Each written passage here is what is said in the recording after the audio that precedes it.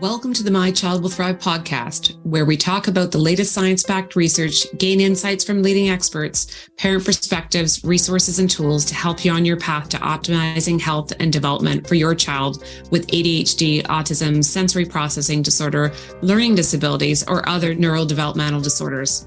I'm your host, Tara Hunkin, certified functional nutritional therapy practitioner and mother. My own experiences with my daughter, combined with as much training as I can get my hands on, research I can dig into, and conferences I can attend, have helped me develop systems and tools for parents like you who feel overwhelmed trying to help their children. A quick disclaimer, the information provided here is for educational purposes only. It's not intended to diagnose or treat your child, and it's not a substitute for working with a qualified practitioner. This episode is brought to you by the Autism, ADHD, and Sensory Processing Disorder Summit, a free 10-day summit where I interview world-renowned neurodevelopmental experts. Register for free at www.mychildwillthrive.com/summit. Again, it's www.mychildwillthrive.com/summit.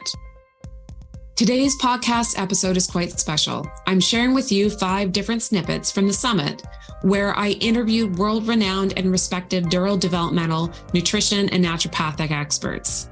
First up is Dr. Robert Melillo, an authority in developmental functional neurology who's transformed tens of thousands of lives through his Brain Balance Achievement Centers and his best-selling book, Disconnected Kids, who will explain the role of brain imbalances in children with autism and ADHD.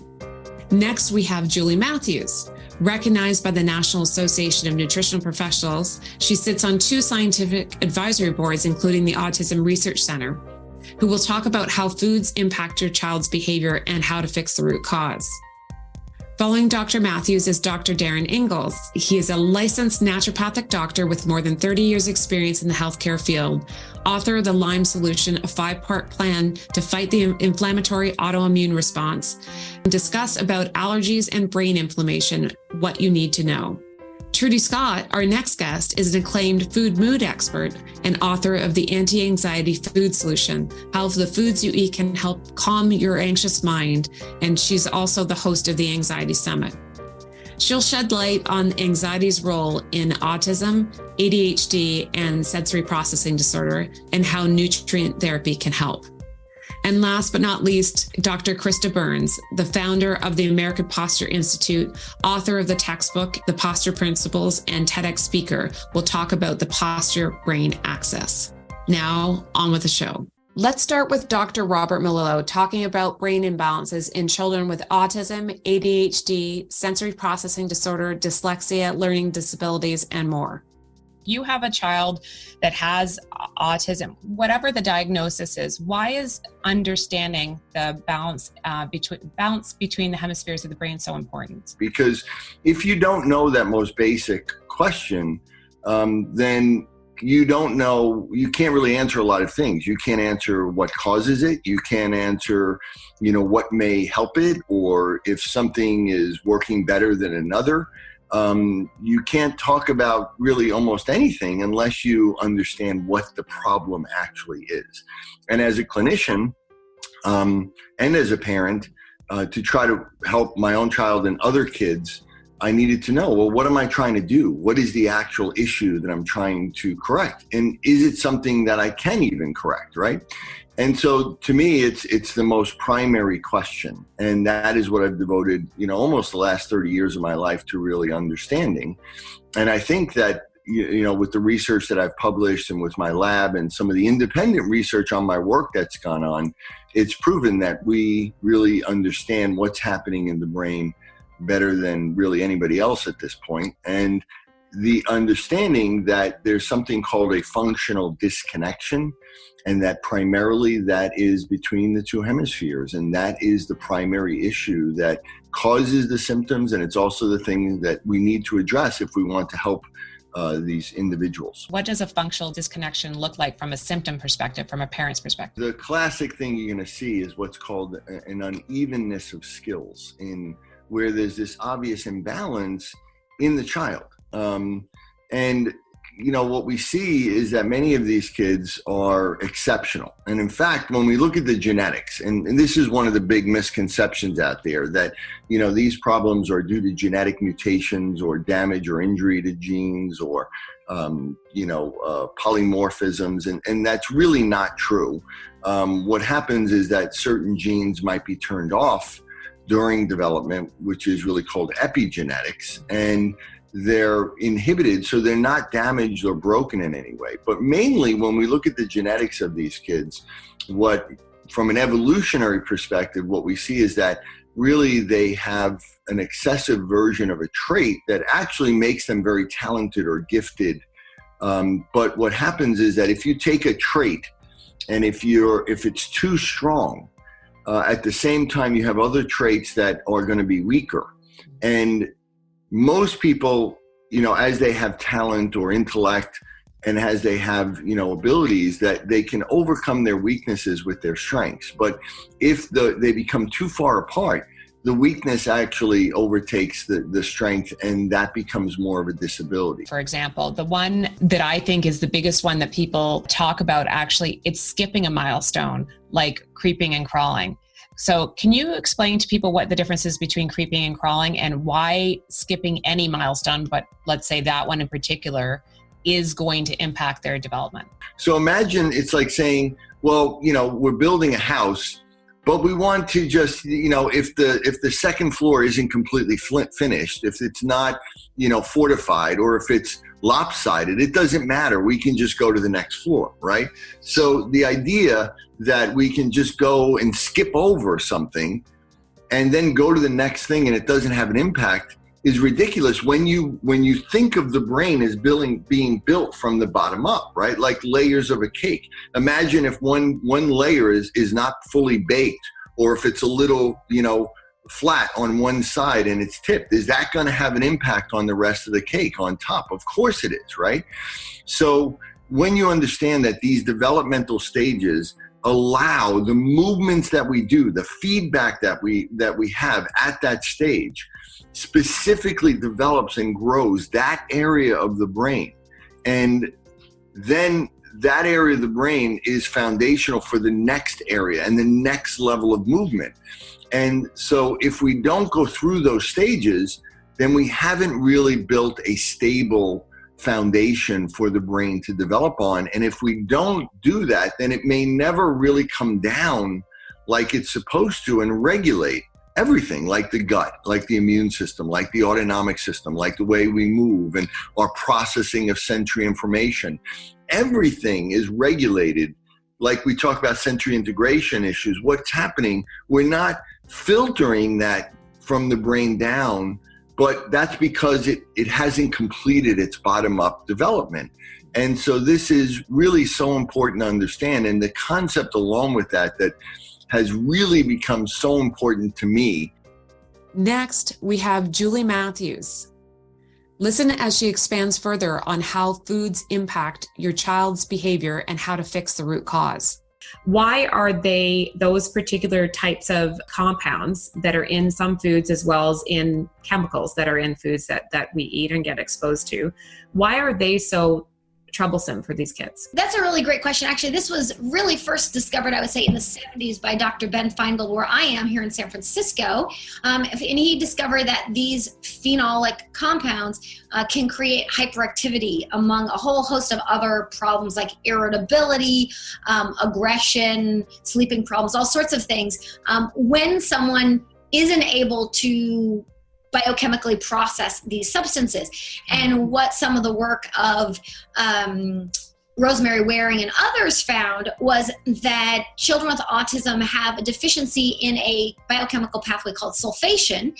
And sulfation is one of the things that processes these salicylates and phenols and various compounds. I would look at taking out the offending foods and taking some of the burden off the biochemistry and giving their body a chance to kind of calm down a bit and maybe build up some of these reserves. We can talk a little bit later about how we can help improve that ability to process these. But to me, the first step would be removing the foods that are causing the problem and then going from there.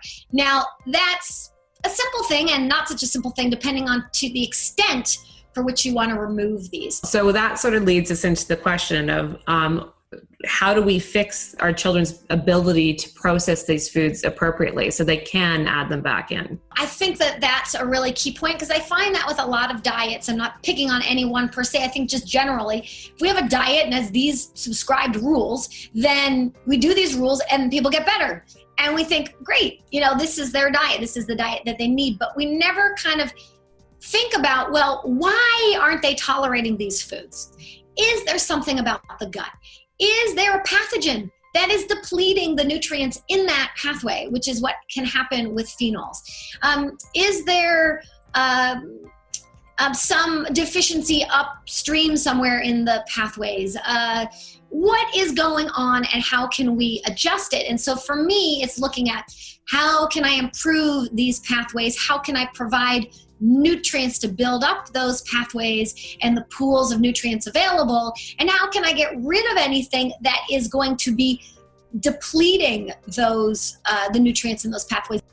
Listen in as Dr. Darren Ingalls discusses allergies and brain inflammation, what you need to know. I'd love for you to describe first of all, for people, the difference between an allergy and a sensitivity and an intolerance. Allergy has a very strict definition. So allergy is really referring to those reactions that happen within minutes to, maybe less than, 30 minutes after you have exposure to a different, substance. So if you eat a peanut and your face swells and you can't breathe, you're clearly allergic to peanuts. Or if you eat a strawberry and you break out in hives, you're allergic to strawberries. So those kind of reactions are true allergies. Again, they happen very quickly. The reactions are usually pretty severe, and in some cases can even be life-threatening.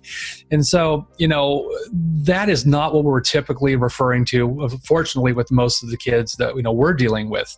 Those kind of reactions, fortunately or unfortunately, get identified usually pretty early. It's usually obvious to parents that, their child ate something or got exposed to something and had that severe reaction because, it just happens so quickly, it's pretty clear. But if it's anything that happens, hours to days after the fact, as a parent, it's almost impossible to identify what that substance might be.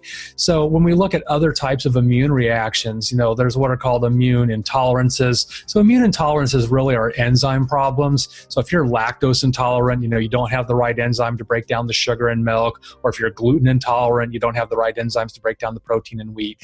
These type of issues can cause a lot of symptoms, both physical and mental, but that's not really primarily an immune problem. There is an immune thing that happens, but that's sort of secondary. It's just, you don't make enough of the right enzymes to break it down, and that partially digested protein or sugar, that's what causes those symptoms. So that's a true intolerance. And this other term we use, food sensitivities or other types of environmental sensitivities, it's again sort of a generic term that just describes some sort of delayed reaction. And when you go into the literature and you read, there really isn't great information about what that mechanism is. Having studied immunology, my best guess is it's probably what's called a delayed hypersensitivity or delayed reaction. And if anyone's ever had a TB test before, at least the old TB test where they would poke you on the arm, they'd take him back 2 days later, and let's see if your arm blows up. That's a delayed reaction. So we think these kind of food reactions are probably something very similar to that, where a child eats a food and then hours to days later you start to see behavior problems, physical problems, bowel problems, and so forth. Let's talk a little bit about how allergies and sensitivities actually affect children's brain. How does that happen? Right. Well, I think at this point most people are pretty aware that there's this gut-brain connection, right? That's really significant. So your whole gut microbiome, your gut ecology plays a huge role in how it impacts the brain. But you can imagine if a child's eating a food that they're sensitive to, that inflammatory reaction that probably starts in the gut ultimately translates and creates, inflammation in the brain. If you guys follow Dr. Theo Theourides, he's an MD, PhD researcher at Tufts University. He's actually done a lot of research on children with autism, and he finds that they have a significantly higher amount of mast cells in their brain. And mast cells are the cells in your body that release histamine and all these chemicals that we typically associate with allergy. So when these kids get, allergy, they don't necessarily get hay fever. They don't get the runny nose, the itchy eyes, and sneezing, and so forth. They get, behavior problems. They get sleep disturbances. They get cognitive issues, language issues. So, depending on what part of the brain gets affected, that sort of dictates what you're going to see symptom-wise. So really, as we're controlling the environment, and environment is a function of load. So, we like to look at allergies as really being kind of individual allergens that trigger those reactions. But in reality, we use this concept of a barrel, that we're all born with a barrel. I think kids on the spectrum are born with a shot glass. It just doesn't take very much to overflow before they become symptomatic. So it can be food and mold and pollen and chemical and whatever else that they're exposed to. And as that barrel overflows, then they become symptomatic. So the more that we can control what goes into the barrel, the more we're going to down-regulate that immune response, down-regulate that inflammatory response, and ultimately that's kind of what turns that brain on fire off. And I think that, like you said, when you're talking about, we talk about one chemical that comes out of that reaction, and there's a whole slew of ones we're not even looking at with that level of intensity quite yet. So yeah, and Dr. Theo found in his research there's a chemical in the brain called neurotensin, and neurotensin seems to be one of these sort of triggering chemicals that starts that whole cascade of events in the brain that leads to brain inflammation.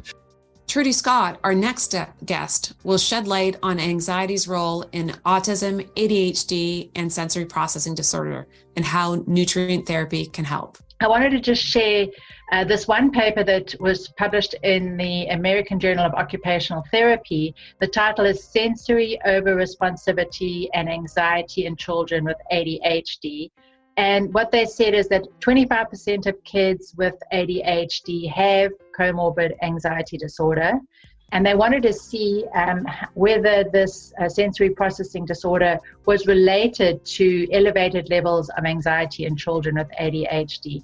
It was a small study. It was only 24 children, ages 6 to 10.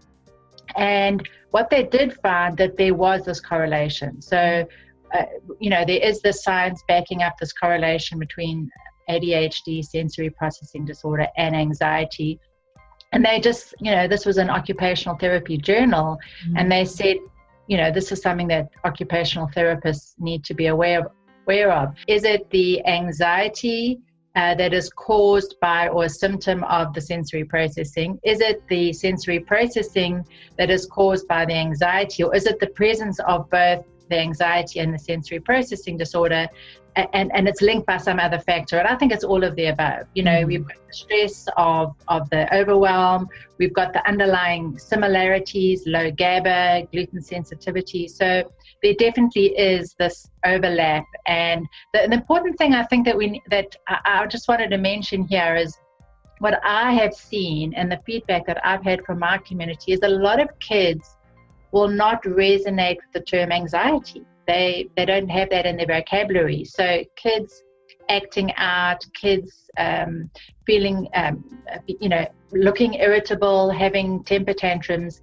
that might be their way of expressing their anxiety. So, we need to keep that in mind. So it's just observing behaviors. And we're going to talk about the amino acids and doing a trial to determine if it's going to help.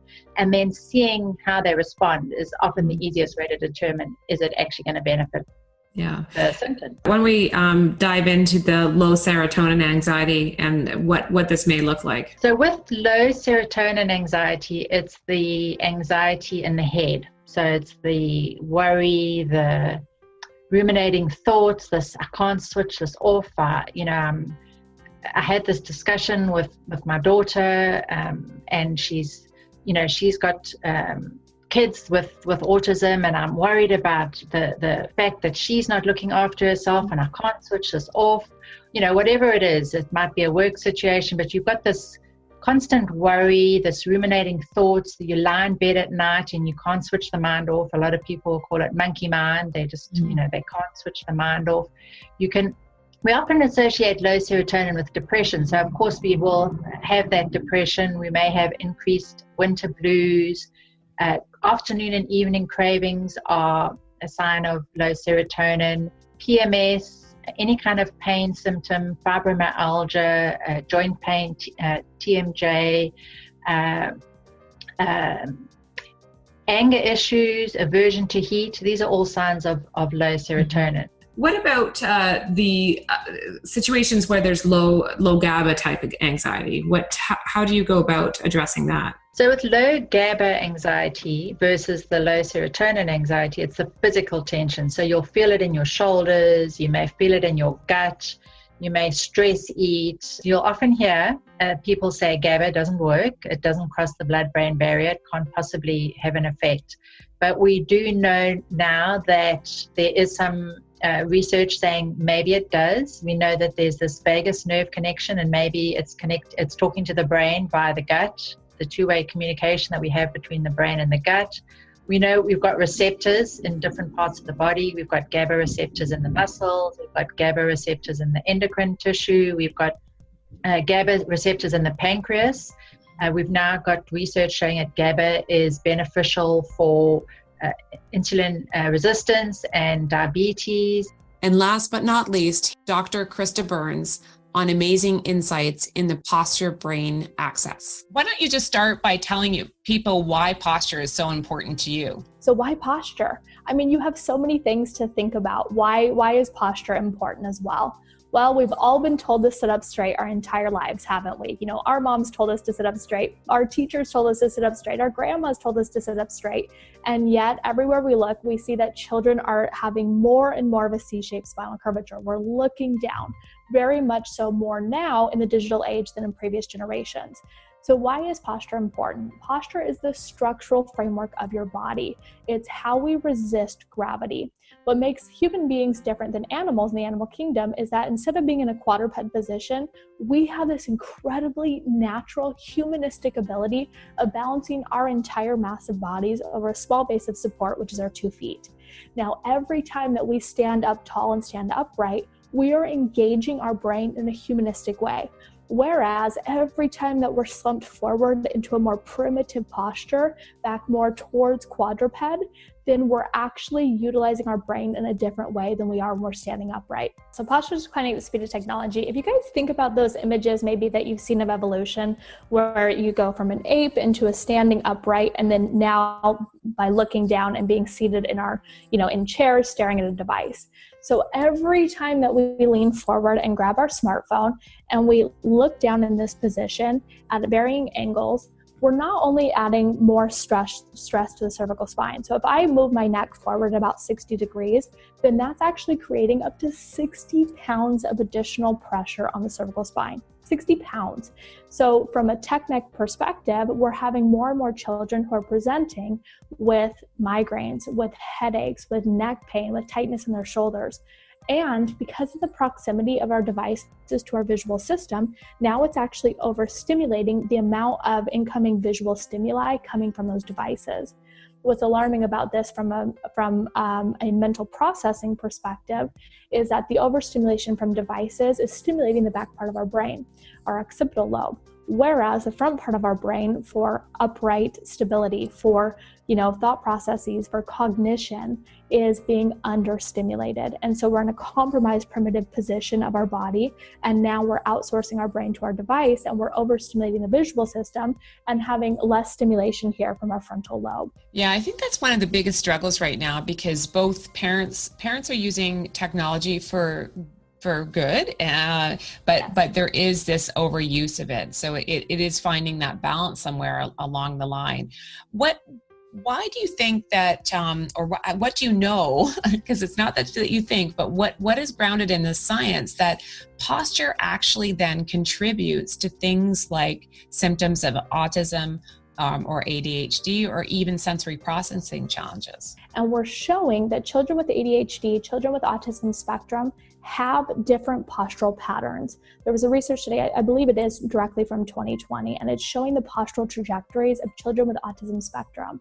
And what they're showing is that children with autism spectrum, which of course is neurologic in development, then they stabilize their body posturally in different ways. One of the earliest indications is head lag, for example. So with an autism spectrum patient, when you're checking their ability as an infant, as a child, to stabilize their body upright, we have a head lag, meaning that we have lack of control of the cervical spine from a very, very early onset.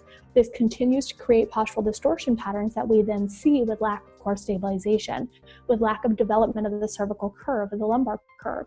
And then you add devices on top of that as they become toddlers, as they become adolescents and teenagers. And not only did we not develop properly the cervical spine, but now we're flexed forward in this tech-neck posture. So it continues to propagate what we call postural distortion patterns. So we've seen this with autism spectrum. And that concludes our special episode. Today, you've had a taste of the incredible insights that will be shared during the 10-day Autism, ADHD, and Sensory Processing Disorder Summit that shares intervention breakthroughs and how to navigate options for parents of children with neurodevelopmental disorders. This is more than a summit. It's a resource and a toolbox packed with strategies, knowledge, and inspiration to better understand and support your child. The more we understand, the better we can navigate for our children and make the best decisions for our unique children so they can thrive too. Join us for free at the mychildwillthrive.com/summit. And again, the link is www.mychildwillthrive.com/summit. Thank you for tuning in, and I look forward to seeing you there.